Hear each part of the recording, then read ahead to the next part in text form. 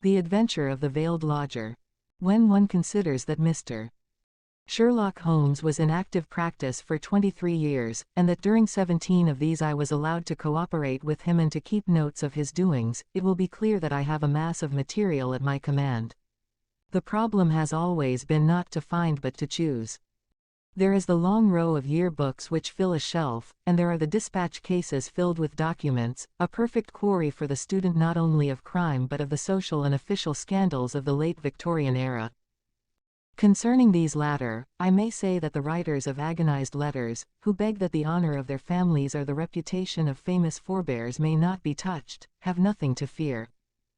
The discretion and high sense of professional honor which have always distinguished my friend are still at work in the choice of these memoirs, and no confidence will be abused. I deprecate, however, in the strongest way the attempts which have been made lately to get at and to destroy these papers.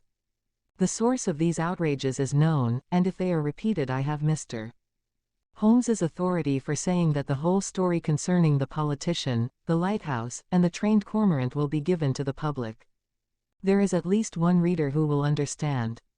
It is not reasonable to suppose that every one of these cases gave Holmes the opportunity of showing those curious gifts of instinct and observation which I have endeavored to set forth in these memoirs. Sometimes he had with much effort to pick the fruit, sometimes it fell easily into his lap. But the most terrible human tragedies were often involved in those cases which brought him the fewest personal opportunities, and it is one of these which I now desire to record. In telling it, I have made a slight change of name and place, but otherwise the facts are as stated. One forenoon, it was late in 1896, I received a hurried note from Holmes asking for my attendance. When I arrived I found him seated in a smoke-laden atmosphere, with an elderly, motherly woman of the buxom landlady type in the corresponding chair in front of him. "This is Mrs. Marilow, of South Brixton," said my friend with a wave of the hand. "Mrs. Marilow does not object to tobacco, Watson, if you wish to indulge your filthy habits. Mrs. Marilow has an interesting story to tell which may well lead to further developments in which your presence may be useful. Anything I can do. You will understand, Mrs. Marilow, that if I come to Mrs. Runder I should prefer to have a witness. You will make her understand that before we arrive." "Lord bless you, Mr. Holmes," said our visitor, "she is that anxious to see you that you might bring the whole parish at your heels. Then we shall come early in the afternoon. Let us see that we have our facts correct before we start. If we go over them it will help drive Watson to understand the situation. You say that Mrs. Runder has been your lodger for 7 years and that you have only once seen her face." "And I wish to God I had not," said Mrs. Marilow. "It was, I understand, terribly mutilated." "Well, Mr. Holmes, you would hardly say it was a face at all. That's how it looked. Our milkman got a glimpse of her once peeping out of the upper window, and he dropped his tin and the milk all over the front garden. That is the kind of face it is.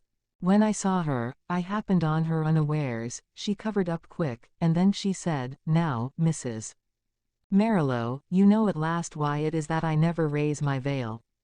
Do you know anything about her history?" "Nothing at all." "Did she give references when she came?" "No, sir, but she gave hard cash, and plenty of it. A quarter's rent right down on the table in advance and no arguing about terms.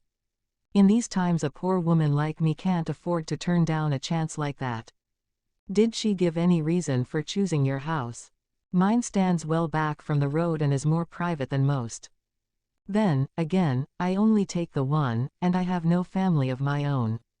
I reckon she had tried others and found that mine suited her best. It's privacy she is after, and she is ready to pay for it. You say that she never showed her face from first to last save on the one accidental occasion. Well, it is a very remarkable story, most remarkable, and I don't wonder that you want it examined." "I don't, Mr. Holmes. I am quite satisfied so long as I get my rent. You could not have a quieter lodger, or one who gives less trouble." "Then what has brought matters to a head?" "Her health, Mr. Holmes. She seems to be wasting away. And there's something terrible on her mind. Murder, she cries. Murder. And once I heard her, "You cruel beast! You monster!" she cried. It was in the night, and it fair rang through the house and sent the shivers through me. So I went to her in the morning. "Mrs. Runder," I says, "if you have anything that is troubling your soul, there's the clergy," I says, "and there's the police. Between them you should get some help. For God's sake, not the police," says she, "and the clergy can't change what is past. And yet," she says, "it would ease my mind if someone knew the truth before I died." "Well," says I, "if you won't have the regulars, there is this detective man what we read about, beggin' your pardon, Mr. Holmes." And she fair jumped at it. "That's the man," says she. "I wonder I never thought of it before. Bring him here, Mrs. Marilow, and if he won't come, tell him I am the wife of Runder's Wild Beast Show. Say that, and give him the name Abbas Parva. Here it is as she wrote it, Abbas Parva. That will bring him if he's the man I think he is." "And it will, too," remarked Holmes. "Very good, Mrs. Marilow. I should like to have a little chat with Dr. Watson. That will carry us till lunch time. About 3 o'clock you may expect to see us at your house in Brixton." Our visitor had no sooner waddled out of the room, no other verb can describe Mrs. Marilow's method of progression, than Sherlock Holmes threw himself with fierce energy upon the pile of commonplace books in the corner. For a few minutes there was a constant swish of the leaves, and then with a grunt of satisfaction he came upon what he sought. So excited was he that he did not rise, but sat upon the floor like some strange Buddha, with crossed legs, the huge books all round him, and one open upon his knees.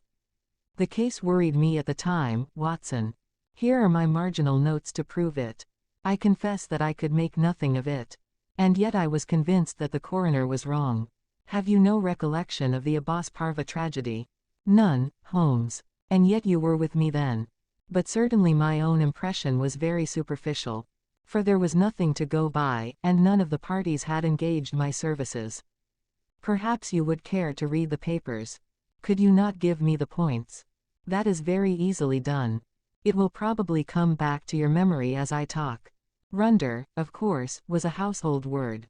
He was the rival of Longwell, and of Sanger, one of the greatest showmen of his day. There is evidence, however, that he took to drink, and that both he and his show were on the downgrade at the time of the great tragedy. The caravan had halted for the night at Abbas Parva, which is a small village in Berkshire, when this horror occurred. They were on their way to Wimbledon, traveling by road, and they were simply camping and not exhibiting, as the place is so small a one that it would not have paid them to open. They had among their exhibits a very fine North African lion.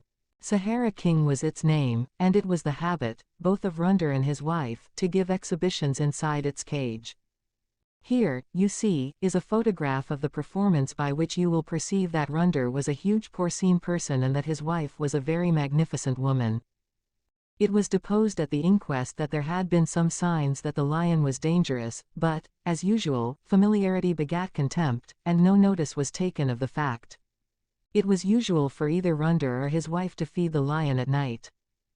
Sometimes one went, sometimes both, but they never allowed anyone else to do it, for they believed that so long as they were the food carriers he would regard them as benefactors and would never molest them. On this particular night, 7 years ago, they both went, and a very terrible happening followed, the details of which have never been made clear. It seems that the whole camp was roused near midnight by the roars of the animal and the screams of the woman. The different grooms and employees rushed from their tents, carrying lanterns, and by their light an awful sight was revealed. Runder lay, with the back of his head crushed in and deep claw marks across his scalp, some 10 yards from the cage, which was open. Close to the door of the cage lay Mrs. Runder upon her back, with the creature squatting and snarling above her. It had torn her face in such a fashion that it was never thought that she could live. Several of the circus men, headed by Leonardo, the strong man, and Griggs, the clown, drove the creature off with poles, upon which it sprang back into the cage and was at once locked in. How it had got loose was a mystery. It was conjectured that the pair intended to enter the cage, but that when the door was loosed the creature bounded out upon them. There was no other point of interest in the evidence save that the woman in a delirium of agony kept screaming, "Coward! Coward!" as she was carried back to the van in which they lived. It was 6 months before she was fit to give evidence, but the inquest was duly held, with the obvious verdict of death from misadventure. What alternative could be conceived? Said I. You may well say so. And yet there were 1 or 2 points which worried young Edmonds, of the Berkshire Constabulary. A smart lad that. He was sent later to Allahabad. That was how I came into the matter, for he dropped in and smoked a pipe or 2 over it. A thin, yellow-haired man. Exactly. I was sure you would pick up the trail presently. But what worried him? Well, we were both worried. It was so deucedly difficult to reconstruct the affair. Look at it from the lion's point of view. He is liberated. What does he do? He takes half a dozen bounds forward, which brings him to Runder. Runder turns to fly, the claw marks were on the back of his head, but the lion strikes him down. Then, instead of bounding on and escaping, he returns to the woman, who was close to the cage, and he knocks her over and chews her face up. Then, again, those cries of hers would seem to imply that her husband had in some way failed her. What could the poor devil have done to help her? You see the difficulty. Quite. And then there was another thing. It comes back to me now as I think it over. There was some evidence that just at the time the lion roared and the woman screamed, a man began shouting in terror. This man Runder, no doubt. Well, if his skull was smashed in you would hardly expect to hear from him again. There were at least 2 witnesses who spoke of the cries of a man being mingled with those of a woman. I should think the whole camp was crying out by then. As to the other points, I think I could suggest a solution. I should be glad to consider it. The 2 were together, 10 yards from the cage, when the lion got loose. The man turned and was struck down. The woman conceived the idea of getting into the cage and shutting the door.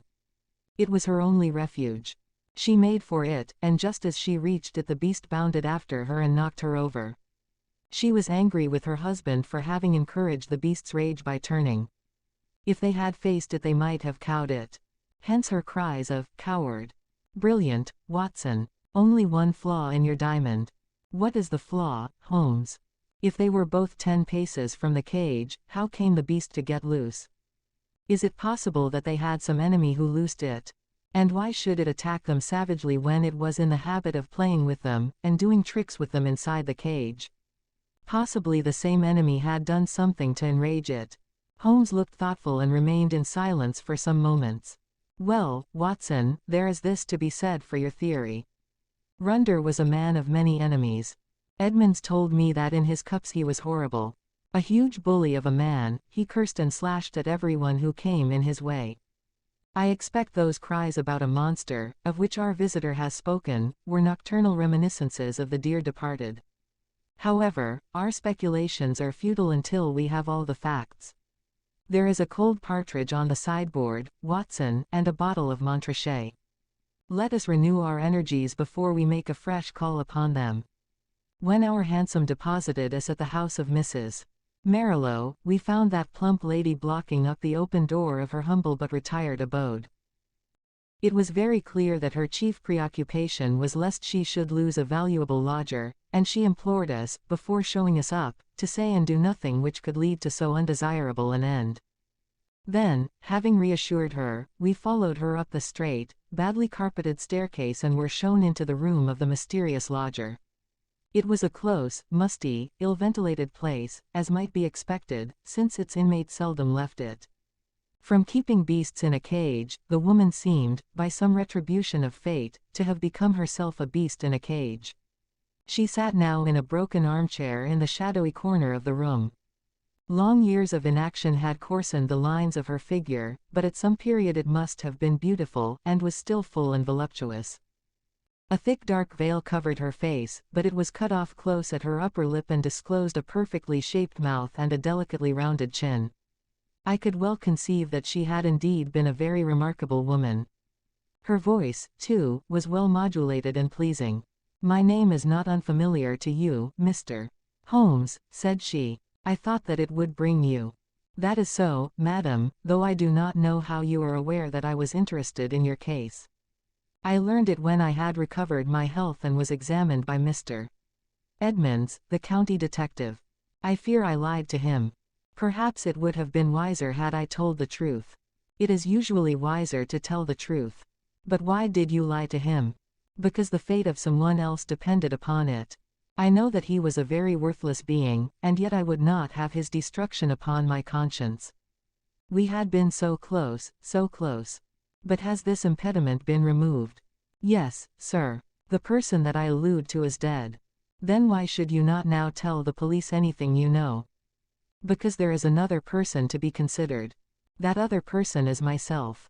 I could not stand the scandal and publicity which would come from a police examination.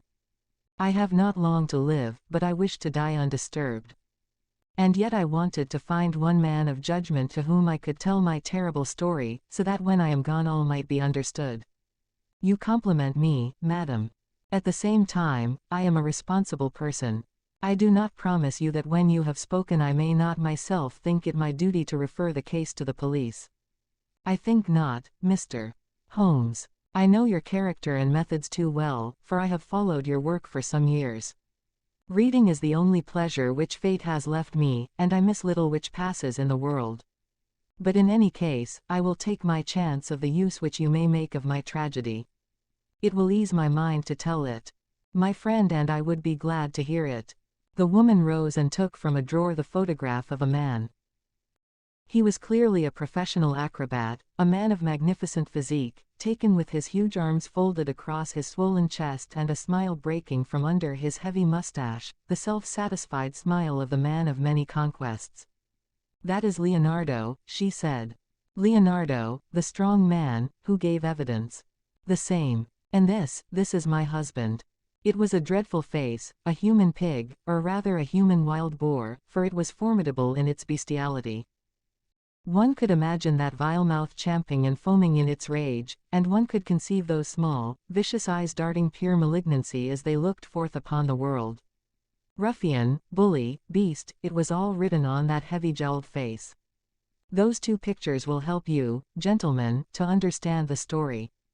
I was a poor circus girl brought up on the sawdust, and doing springs through the hoop before I was 10. When I became a woman this man loved me, if such lust as his can be called love, and in an evil moment I became his wife. From that day I was in hell, and he the devil who tormented me. There was no one in the show who did not know of his treatment. He deserted me for others. He tied me down and lashed me with his riding whip when I complained. They all pitied me and they all loathed him, but what could they do? They feared him, one and all. For he was terrible at all times, and murderous when he was drunk. Again and again he was had up for assault, and for cruelty to the beasts, but he had plenty of money and the fines were nothing to him. The best men all left us, and the show began to go downhill. It was only Leonardo and I who kept it up, with little Jimmy Griggs, the clown. Poor devil, he had not much to be funny about, but he did what he could to hold things together. Then Leonardo came more and more into my life. You see what he was like. I know now the poor spirit that was hidden in that splendid body, but compared to my husband he seemed like the angel Gabriel. He pitied me and helped me, till at last our intimacy turned to love, deep, deep, passionate love, such love as I had dreamed of but never hoped to feel. My husband suspected it, but I think that he was a coward as well as a bully, and that Leonardo was the one man that he was afraid of. He took revenge in his own way by torturing me more than ever. One night my cries brought Leonardo to the door of our van. We were near tragedy that night, and soon my lover and I understood that it could not be avoided. My husband was not fit to live. We planned that he should die. Leonardo had a clever, scheming brain. It was he who planned it. I do not say that to blame him, for I was ready to go with him every inch of the way. But I should never have had the wit to think of such a plan. We made a club, Leonardo made it, and in the leaden head he fastened 5 long steel nails, the points outward, with just such a spread as the lion's paw. This was to give my husband his death blow, and yet to leave the evidence that it was the lion which we would lose who had done the deed. It was a pitch-dark night when my husband and I went down, as was our custom, to feed the beast. We carried with us the raw meat in a zinc pail. Leonardo was waiting at the corner of the big van which we should have to pass before we reached the cage. He was too slow, and we walked past him before he could strike. but he followed us on tiptoe and I heard the crash as the club smashed my husband's skull. My heart leapt with joy at the sound. I sprang forward, and I undid the catch which held the door of the great lion's cage. And then the terrible thing happened. You may have heard how quick these creatures are to scent human blood, and how it excites them. Some strange instinct had told the creature in one instant that a human being had been slain. As I slipped the bars it bounded out and was on me in an instant. Leonardo could have saved me. If he had rushed forward and struck the beast with his club he might have cowed it. But the man lost his nerve. I heard him shout in his terror, and then I saw him turn and fly. At the same instant the teeth of the lion met in my face. Its hot, filthy breath had already poisoned me and I was hardly conscious of pain. With the palms of my hands I tried to push the great steaming, blood-stained jaws away from me, and I screamed for help. I was conscious that the camp was stirring, and then dimly I remembered a group of men. Leonardo, Griggs, and others, dragging me from under the creature's paws. That was my last memory, Mr. Holmes, for many a weary month. When I came to myself and saw myself in the mirror, I cursed that lion. Oh, how I cursed him, not because he had torn away my beauty but because he had not torn away my life. I had but one desire, Mr. Holmes, and I had enough money to gratify it. It was that I should cover myself so that my poor face should be seen by none, and that I should dwell where none whom I had ever known should find me. That was all that was left to me to do, and that is what I have done. A poor wounded beast that has crawled into its hole to die, that is the end of Eugenia Runder. We sat in silence for some time after the unhappy woman had told her story. Then Holmes stretched out his long arm and patted her hand with such a show of sympathy as I had seldom known him to exhibit. "Poor girl," he said. "Poor girl. The ways of fate are indeed hard to understand. If there is not some compensation hereafter, then the world is a cruel jest. But what of this man Leonardo? I never saw him or heard from him again. Perhaps I have been wrong to feel so bitterly against him. He might as soon have loved one of the freaks whom we carried round the country as the thing which the lion had left. But a woman's love is not so easily set aside. He had left me under the beast's claws, he had deserted me in my need, and yet I could not bring myself to give him to the gallows. For myself, I cared nothing what became of me. What could be more dreadful than my actual life? But I stood between Leonardo and his fate. And he is dead. He was drowned last month when bathing near Margate. I saw his death in the paper. And what did he do with this 5-clawed club, which is the most singular and ingenious part of all your story? I cannot tell, Mr. Holmes. There is a chalk pit by the camp, with a deep green pool at the base of it. Perhaps in the depths of that pool. Well, well, it is of little consequence now. The case is closed. Yes, said the woman, the case is closed. We had risen to go, but there was something in the woman's voice which arrested Holmes's attention. He turned swiftly upon her. Your life is not your own, he said. Keep your hands off it. What use is it to anyone? How can you tell? The example of patient suffering is in itself the most precious of all lessons to an impatient world. The woman's answer was a terrible one. She raised her veil and stepped forward into the light. I wonder if you would bear it, she said. It was horrible. No words can describe the framework of a face when the face itself is gone. Two living and beautiful brown eyes looking sadly out from that grisly ruin did but make the view more awful.